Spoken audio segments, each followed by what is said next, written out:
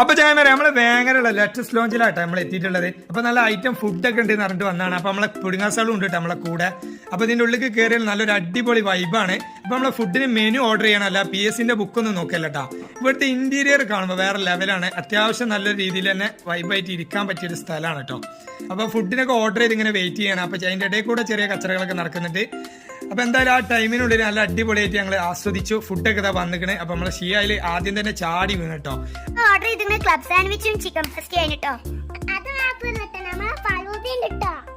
Royal ഫലൂദയും അങ്ങനത്തെ കുറച്ച് items ആണ് കേട്ടോ ഓർഡർ ചെയ്തത്. അതിൽ എനിക്ക് ഏറ്റവും ഇഷ്ടപ്പെട്ടത് ചിക്കൻ പാസ്തയാണ്. എന്റെ വയറിൽ സ്പേസ് ഇല്ലാത്തതുകൊണ്ടാണ്, അല്ലെങ്കിൽ ഞാൻ ഒരു പാസ്തയും കൂടി ഓർഡർ ആക്കിയേ. എനിക്ക് ഇഷ്ടപ്പെട്ട ക്ലബ് സാൻഡ്വിച്ചും റോയൽ ഫലൂദയാണ് കേട്ടോ. നല്ല അടിപൊളി ഐറ്റംസുകളാട്ടോ അവിടെ ഉള്ളത്. അപ്പൊ ഇത് ലൊക്കേഷൻ കിടക്കേണ്ടത് നമ്മൾ വേങ്ങര കോട്ടക്കൽ റോട്ടിലാണ് കേട്ടോ. അപ്പൊ എല്ലാവരും കേറിയിട്ട് ഒന്ന് ടേസ്റ്റ് ചെയ്യാം.